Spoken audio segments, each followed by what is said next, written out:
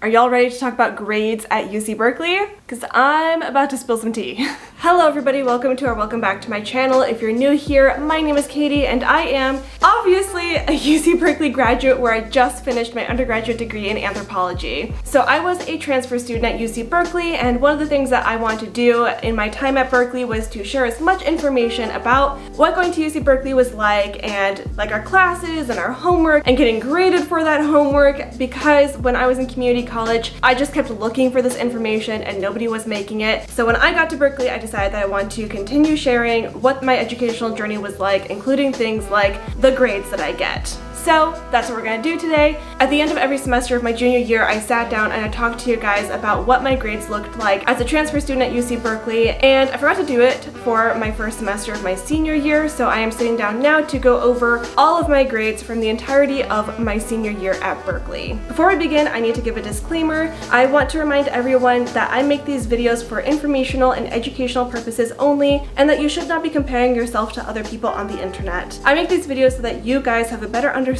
of the transfer student experience at Berkeley, specifically from the perspective of somebody who is in the social sciences and taking anthropology courses. There are definitely some majors that are more difficult to get good grades in than others, especially if you're taking classes where the professors curve your grade. So take everything that I am saying with a grain of salt and from the perspective that this is meant to be educational and informative. Please do not compare yourself to strangers on the internet. So before we get started with me actually talking about the classes I took and the grades that I got, I think we should really quickly talk about the grading structure at UC Berkeley. So Berkeley uses letter grades and they use the plus-minus system, but they don't use A pluses for some reason. So that means an A and an A plus are both a 4.0 grade, and then an A minus is a 3.7, a B plus is a 3.3, a B is a 3.0, so on and so forth. And I actually found that really frustrating when I came to Berkeley because my community college did not grade on a plus-minus, it was just straight letter grade. So if you got an A, it was a 4.0. It didn't matter if it was an A minus, an A, or an A plus, but that's beside the point.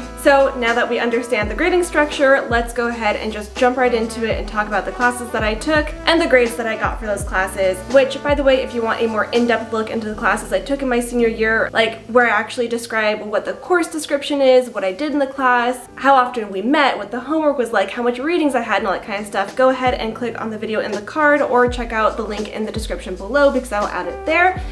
But I've got my computer, I've got my grades in front of me, let's go ahead and go over these. Just going off the first one that I see here, in fall of 2021, I took Anthropology 112, which is a biological anthropology class called the Paleopathological Perspective. This was a lecture style class, and the Paleopathological Perspective, again, if you want a fuller description, go check my other video, was about understanding the human relationship to health, illness, and disease through the bioarchaeological records. So it's basically how we interpret and understand diseases from human bones. This class mostly consisted of weekly readings, discussion, we had some quizzes, and we had a couple of papers and a final project. And because I'm doing an entire academic year's worth of classes and grades, I think I'm gonna have to rapid fire it so that we're not sitting here for like an hour. So I'm not gonna go into too much detail, but drum roll please, for my grade in this class, I got a A plus. Huzzah! So I got an A plus in my Paleopathological Perspectives class. Alright, one class down, 9 to go. Moving right along, we have Anthro 136A, which is Museum, Exhibition, Curation, and Design. This class was amazing. We actually got to sit down and read and talk and learn about like how museum exhibits are put together, their theory, their methodology, the different types of considerations that you have to keep in mind when putting together, say, like an ethnographic museum, how you're displaying artifacts and what you're displaying and the information in them. This was a seminar-based class where our assignments mostly consisted of doing our readings and then discussing them in class. We did have a couple of like museum exhibit review papers we had to write, but they were no longer than 2 pages. And then the entire class culminated with a class-wide project where we actually developed a proposal for a museum exhibit and had to present it to a panel of museum professionals, which was super cool. So for this class, drumroll please, I got an A plus. Again, like I said, it doesn't really matter the difference between an A and an A plus. At Berkeley, I think A pluses can only actually be given per the instructor, so it's not like if they put in a 100%, the student portal automatically scales that as an A plus. It's like the professor specifically went in and changed your grade to an A+. So the only thing that an A+ really does at Berkeley, in my opinion, is gives the student like personal gratification, or it's just a way of the professor letting the student know that they thought they did exemplary work. Moving right along, like I said, we're gonna rapid fire these. I took another anthropology course in fall of 2021 called Anthro 196, Historical Archaeology. So this course focused on the literature, the theory, and the methods of historical archaeology and the ways that it has been used to kind of discuss like hidden histories, to talk about how historical archaeology can be used as forms of social justice, such as using historical archaeological evidence to protect sites, using it as a basis for the return or rematriation of particular objects and artifacts to the indigenous tribes that they belong to, so on and so forth. This was another seminar style class, and if you don't know the difference between a seminar and a lecture style class, go check out the video where I actually talk about the different classes, because I describe that difference in full detail over there. But for the sake of this video, this class consisted mostly of doing our readings and then class participation where we got together and discussed our readings, and then we had a couple of papers throughout the semester. My grade for this class was another A+. So yeah, the 3 actual full-time unit classes, because at Berkeley, depending on how many hours you spend on a course, they're worth different number of units. A 4-unit class is considered a full-time class. Some classes are 5 units, and then some classes have less units than that, like a research position, or like my physical education class is only a half unit. So for my 3 full unit classes last semester, I got straight A+, which I am still shocked. I don't know how I did that. I always chalk up my grading to the fact that the anthropology department is not typical when it comes to grading, and most of my professors allow us the opportunity to go back and revise our work and turn it in again so that they can help us think through the materials and learn how to become better writers and students. Anyways, moving on from that, we have Phys Ed 1, which was dance fitness. I decided to take a half unit dance fitness class, and this is actually one of the funny things I wanted to talk about in this video. So for this class, we were allowed to miss up to 3 classes. I missed exactly 3 classes, but when I got my grade back for this course, I got an A-. I emailed my professor asking her why it was that she gave me an A- when I had like fulfilled all the requirements. I didn't miss any more than our allotted missed classes. She emailed me back and she was like, oh my gosh, you're so right. I'm so sorry, like I miscounted the number of classes that you'd missed. I'm gonna go ahead and change your grade back to an A for you. Because I'd noticed that my GPA had gone from a 4.0 to like a 3.98, and I was like, hi professor, I have a 4.0. Can you maybe change my grade back? Because I'd really hate it if like a half a unit physical education class ruined my 4.0 GPA. If that tells you anything about my personality and the kind of person I am.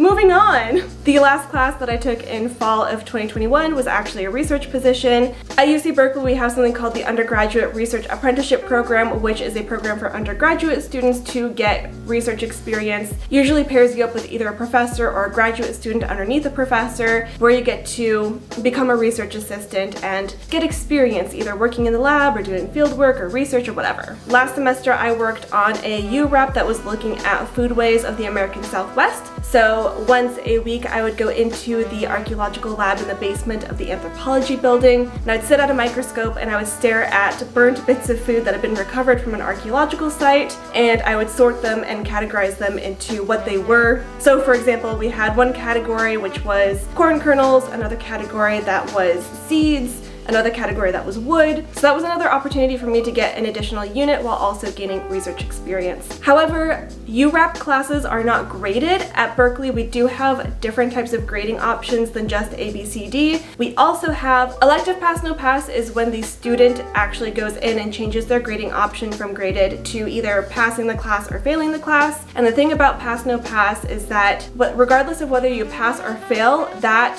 outcome is not calculated into your GPA. And then a pass no pass class it's just that's the way the class is set up. It's not up to the student whether or not they take it pass no pass. So my UREP was a pass no pass and I passed.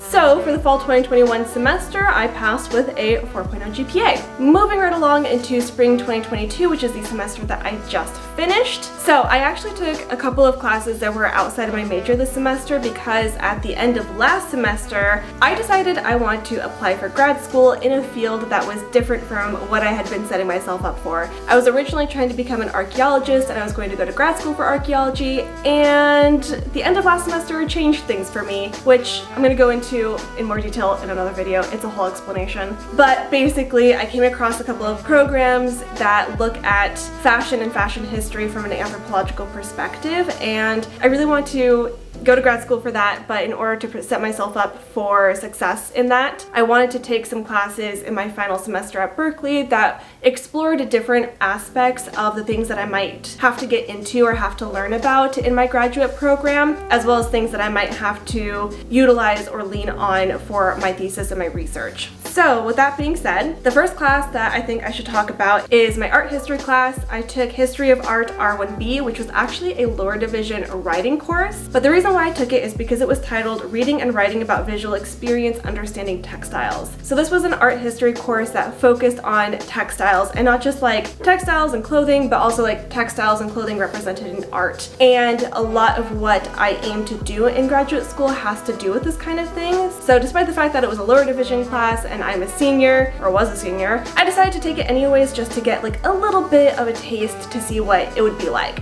This class was mostly seminar style because again, it was focusing on like small class sizes so that we could have contact with the professor to develop our writing skills. I liked this class for the course content, didn't like it for the fact that like freshmen and sophomores were peer reviewing my papers and telling me that I did things wrong that I definitely didn't do wrong because I've been writing papers way longer than they have, and that bothered me a little bit, but that's beside the point. So let's talk about the grade for this class. Drum roll please. I got an A+ in this class. I'm not surprised that I got a good grade in this class because I have been in college for a long time and it's a lower division course, so I would hope that my writing is good enough to get a good grade in a lower division writing class. Next is Anthro 160 AC, which is Forms of Folklore. The AC stands for American Cultures, and this is a class I was annoyed that I had to take because I thought I had fulfilled this requirement because I took a similar class in community college, but it turns out it didn't count, so I had to take this as a graduation requirement. It turned out to be a lovely class with my favorite professor, and I really enjoyed the course content, and our final project was super interesting, but it's Forms of Folklore, so it's looking at what folklore is and the different ways that folklore manifests itself, so things like fairy tales or folk tales and folk medicine, arts and crafts, clothing, humor, food, all the different things that constitute folklore. This was a lecture style class, but we also had a discussion section because this was a big class because again, like I said, it's one that covers a graduation requirement, so lots of people take it. And our assignments were, again, mostly reading. We had a couple of like small written assignments throughout the semester, and then we had our final project, which we did with our discussion section. And mine was about face masks, sewing patterns, and the pandemic, which I thought ended up being a really cool project. I'm just gonna go through this one really quickly. For this class, I got, drumroll please, an A+. I will say that the professor who teaches this class is a very easy grader. She really doesn't care much about grades. She cares more about the fact that you're learning the course content and being able to apply the concepts and theories and methods, so take that as you will. Alright, next let's talk about my media studies class because my media studies class a little complicated. So I took Media Studies 190, which was Beauty, Feminism, and Fashion in Global Popular Culture. Again, this was a class I decided to take because one of my research proposals for grad school was to study social media and the way that fashion trends on social media can reproduce particular ideologies. That's a story for another day, but I decided to take this class for those reasons, and I'd never taken a media studies class before. I had no idea who the professor was. I had no idea what she would be like. So when I got a low, to my standards, grade for my first assignment, I immediately went into my student portal and I changed the grading option to elective pass, no pass. Because I was like, I am not letting a course that I A, don't need, and B, is outside of my major, which ended up working out for me. But first, let me tell you a little bit about the course. This course was looking at media and the way that it like influences identity formation in a global context, specifically looking at the influences upon gender and femininity and the way we perceive beauty. Kind of. I think I'm explaining it right. I didn't understand this class fully because, like I said, I've never taken a media studies class before, so this was a whole new thing for me. I was kind of lost at the beginning. I think I kind of understood it towards the end, but it was definitely outside my wheelhouse, which I'm actually glad that I took it then because it means that the concepts will be slightly more recognizable to me in graduate school. Anyways, I'm going off on a tangent. I passed no pass this class. I changed the grading option voluntarily.